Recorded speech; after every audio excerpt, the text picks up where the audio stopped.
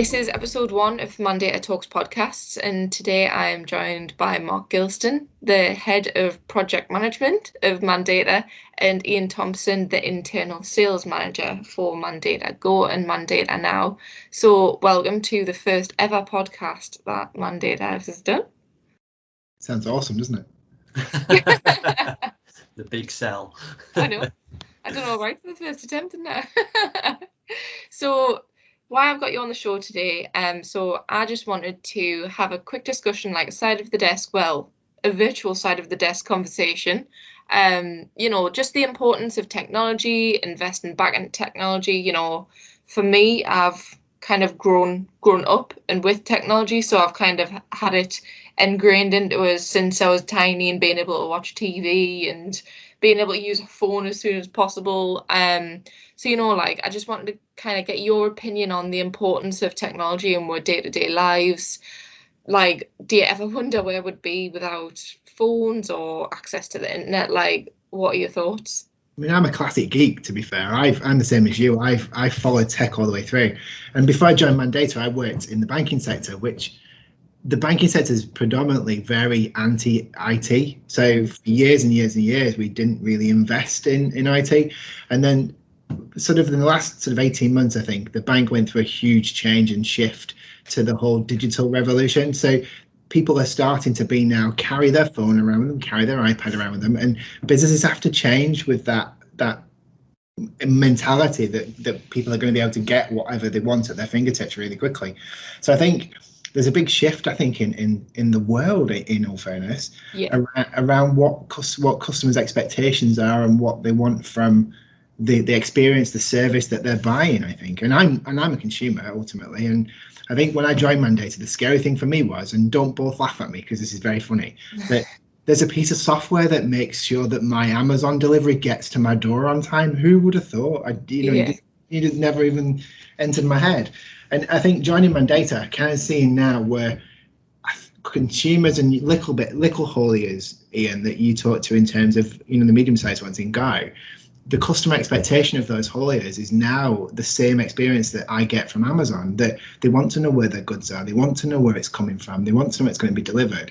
And I think as Mandata Group, we've got to kind of follow that trend and reinvest our money into making a better product that gives that experience, in all fairness, because ultimately I've always got this in my pocket, so I always know what's happening. That was his phone he was waving around there, nothing else. But absolutely, yeah. No. So what you've described there is very typical of what I hear every single day when I'm talking to the customers. And people typically have 3 reasons why they get in touch with us. And when you delve into it, there's a few more, but there's typically 3 off the bat. And the first one is that they're bogged down with paperwork and they just need some help. They might not know what help they need, but they want some help. The second reason is usually that they've worked somewhere else who has a system, whether it's us or somebody else, and they're used to the electronic environment and they want to bring that to their new organization. Or the third one is that they know they're not doing everything that their competitors are doing. They need some help, but they don't know what it is. Like Mark, I've worked full time now for the last 22 years. For maybe a bit longer than that, but for 15, 16 years I was on the radio. And when I first started on the radio, it was all CDs and records and cartridges. And my first job was the person who went into an organization and helped digitize it. I was given all these CDs and all these cartridges and all these things and told to record them into a computer. And that was 20 years ago now. So but it just goes to show that like going from those traditional methods and obviously having to also like try and train people's mind to think in a different way. How did you find that? Change can be a scary thing, and that the best way that anybody can manage change is to sell the positives to the individual. How does it make their lives easier? Because ultimately, in that role, the people I work with, they didn't care about the business efficiencies that the company was making. All they cared about was, I can go to the toilet now without having to run back before the CD ends, because the computer can tell 2 songs to play together. So that was a benefit that you could sell to a person, makes their life easier, so they're happy. And once you start demonstrating the things that software can do to make somebody's life and somebody's working environment a bit easier, they do get on board. They do get on board, and the haulage industry will get there eventually. I mean, there's an awful lot of people have already made that change. And like I say, whether it's with us, some of the bigger organizations 20 years ago, they were paying people like us to design their own systems, so they were well ahead of the curve. And with those bigger organizations, now it's time to look at what they've got and can they do anything a little bit differently again? Because again, the world's moved on quite a lot in 20 years. So did you replace the old proverbial pencil to rewind tapes then in your previous? It was that sort of thing. It was exactly that sort of thing. Yes. It makes me laugh because I was having a conversation with my 8-year-old the other day, and it's funny that they'll never understand recording from the top 40 on a tape or a CD because her digital journey is right. And then my 4-year-old, I was freaking out yesterday because she was watching Netflix, and because you watch Netflix on your iPad and you press the button to go to the next episode, she thought she could press the next episode on the television. So she went running over at the television and pressed the television, and you could see the liquid crystal bleed out as the press the next one. But it's that if you think about where that's come from in the last 10 years for us, it's quite exciting to be in a software environment, knowing what are we going to do in the next 10 years? What does the mandated product look like 10 years from now? And it's hard to visualize where that needs to be, I guess, for me personally, because we live in the now, don't we? We live in the what's here. And if we'd have said 10 years ago that you'd be carrying around enough power in your pocket to launch a rocket to the moon, effectively, compared to what the Apollo missions were, where's it going to be like 10 years from now? It's terrifying in one sense, but really, really exciting. Yeah, I definitely agree. And even if you think like, there's been so much change over the past 10 years and so much development. But even if we look at the past year in general with, the 3 national lockdowns, businesses really having to, adapt and change the way they work, change the way they think as well. Because, as you were saying, Ian, a lot of people don't really buy into technology, especially if they've been used to something for so long.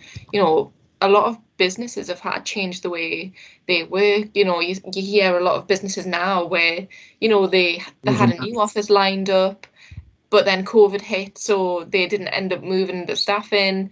Now they've just said, well, we don't even need an office now. Everyone can work from home. So, it's all about like the adaptation part as well. Yeah, I think quite interesting. Yeah, I think COVID's forced that issue, like you said, Sophie. I think, if I think about the banking environment that I come from, there would never have been a situation as a leadership team we'd have thought about having people working from home, taking calls from customers, because security is one of the biggest things in the bank. So you weren't allowed to take your phone onto the department. Can you imagine now, thinking about COVID hit and then all of a sudden having to send everybody home and get them to work from home where you've got no control over what they're doing and how they're doing it. And technology's really helped that. And on the positive side, I think for the 3 of us, it's allowed us to have that work-life balance. So technology has given us the ability to walk the dog, take the kids to school, and still do all of the stuff that we did previously. Because for me personally, I'm now no longer commuting 2.5 hours a day. So that's where technology, I think, has really excelled during lockdown, and it's forced customers and businesses to kind of escalate that journey, if you like. I don't think it's been a CTO or a CEO that's made that decision. It's generally been the core. Yeah, and I agree with everything you've just said there. We can't get away from the fact that I am a salesperson and people are naturally suspicious of people like me. But the easiest thing to do for a salesperson, particularly in industries like this, which are very traditional, is to march on into somebody else's office and kind of not laugh at what they do, but kind of look down on how they're working. Because actually, their processes work. Excel spreadsheets work, whiteboards work, paper diaries work.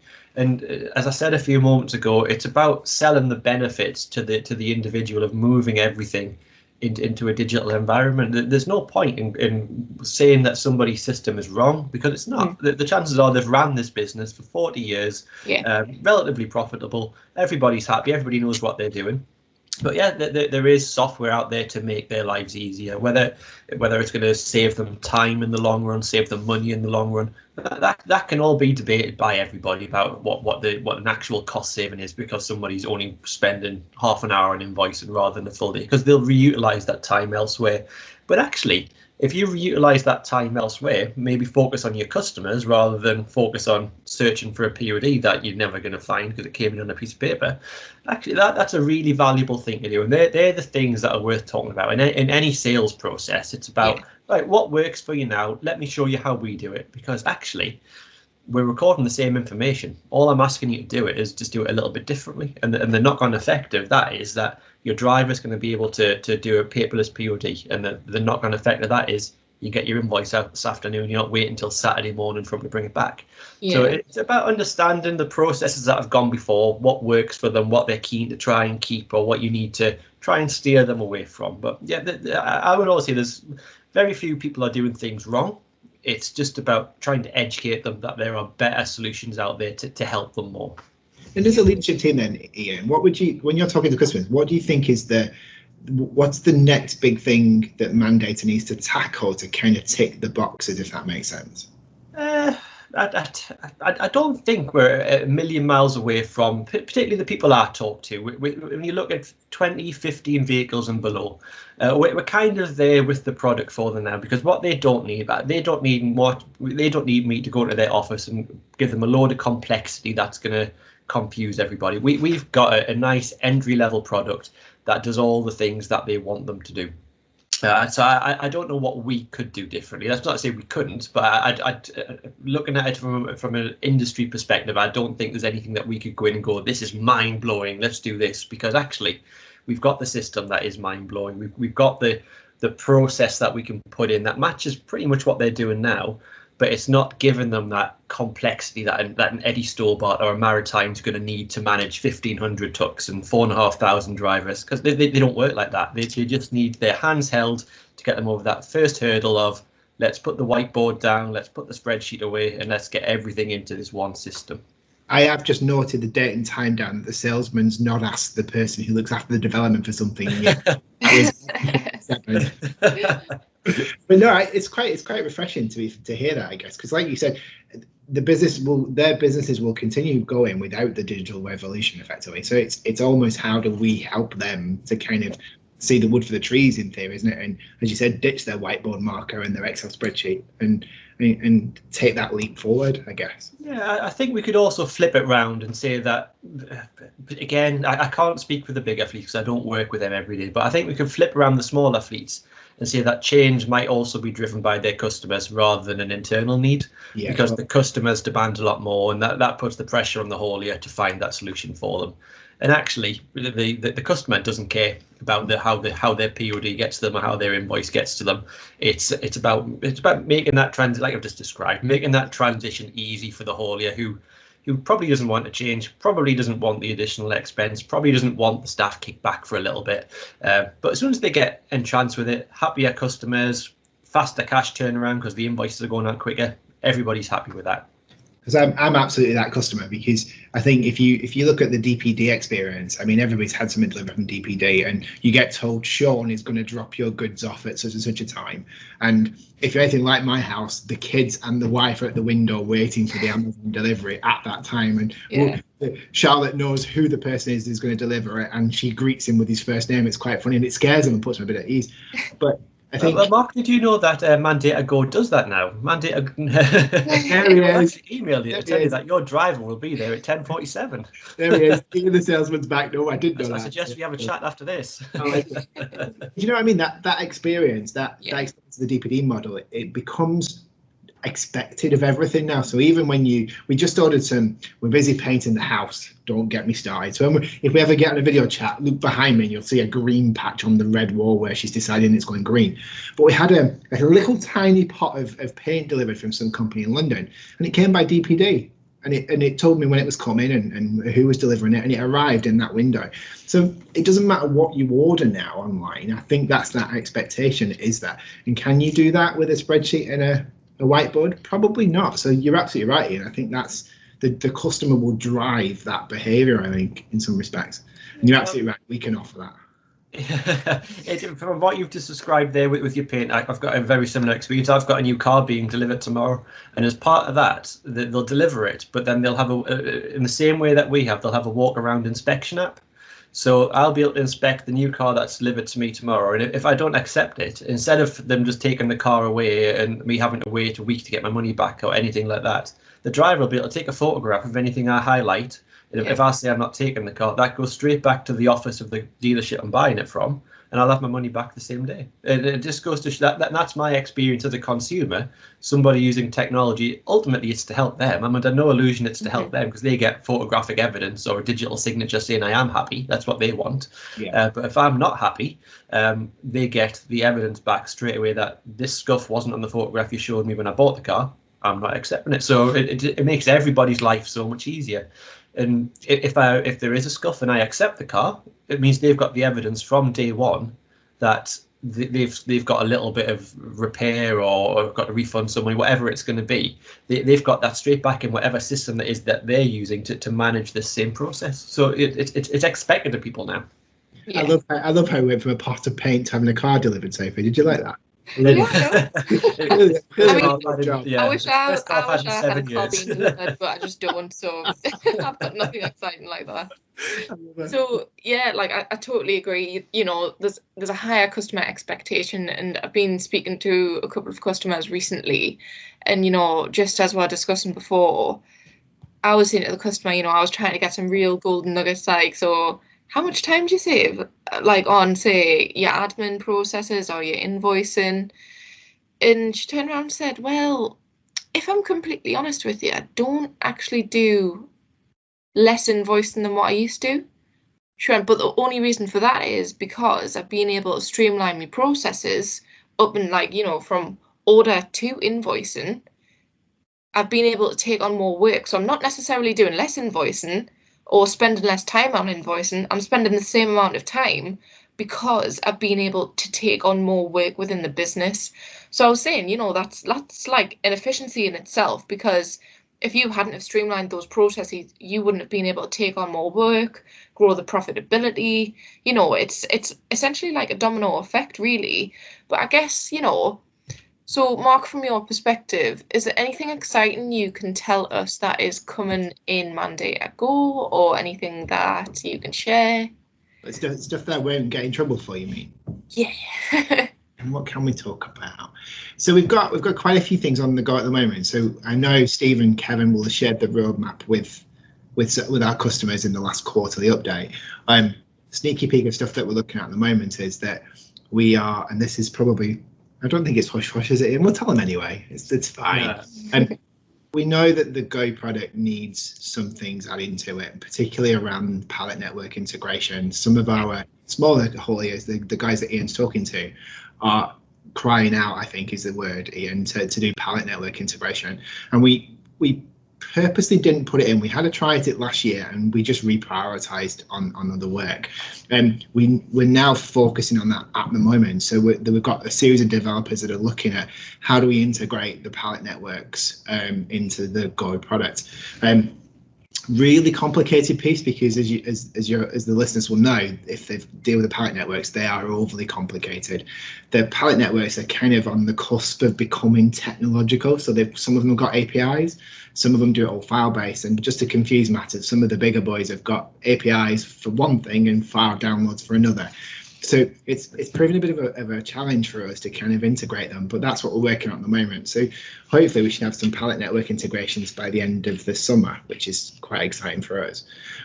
There's a bunch of stuff around compliance. So we've been working on a compliance app for quite a while. We're just in the process of testing that at the moment. So hopefully that'll be in the new release, which, forgive me, Ian, I think it happened before I joined. I think this is more about recording what happens to drivers and questionnaires, isn't it, on the compliance app and the team admin stuff?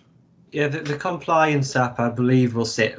There might be a use for it with the smaller fleets, but it's where you're dealing with a large number of drivers, and you need them to all, for example, acknowledge that they've seen an updated policy document. So it might be internal terms and conditions, or it might be an update from VOSA or the DVLA, whoever it is. You want to make sure that those large fleets have seen it. Where you might have 10 drivers come to your office window every morning, and you can easily handle that. This app is for it's for those large fleets where you don't see everybody, or it's logistically difficult to get people to come in and large quantities of people to come in and sign stuff. It's to help those guys, really, I think. Yeah.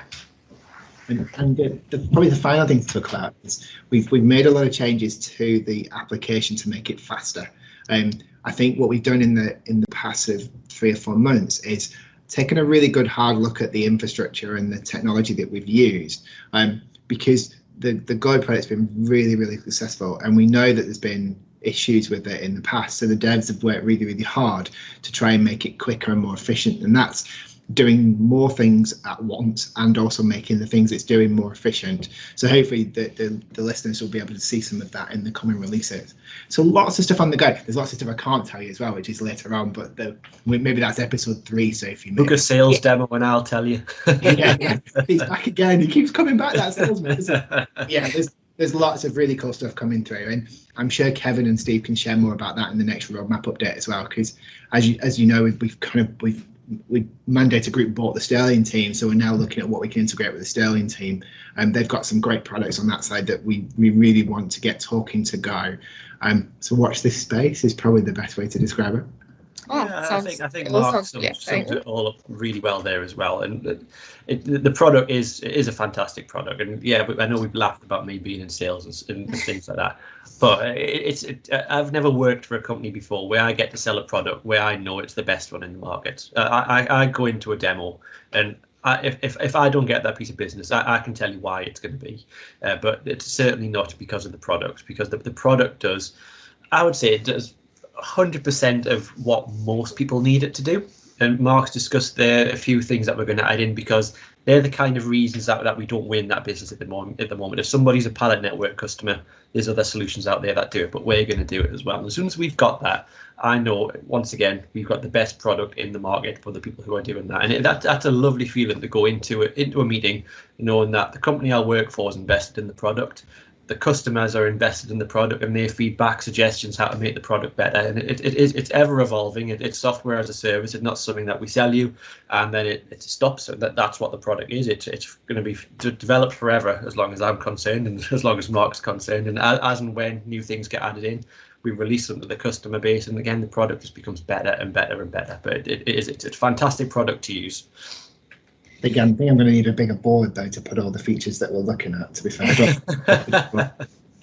But I guess for anyone listening to this podcast, this is just a prime example of like how much goes on in the background. We're listening to the market, we're listening to the customers, whatever is needed. Like, we're literally trying our best to jam it into this product, make it the best, make it the most efficient thing, and help you run your business more efficiently. So I guess today has been a really, really great discussion. Thank you both for coming on. I really appreciate it. No, so hopefully in a couple of episodes we can talk about those hush ideas, because I'm very intrigued, and I'm sure everyone else listening will be too. But again, thank you for your time. I hope everyone enjoys episode 1, and see you on the next episode. Awesome.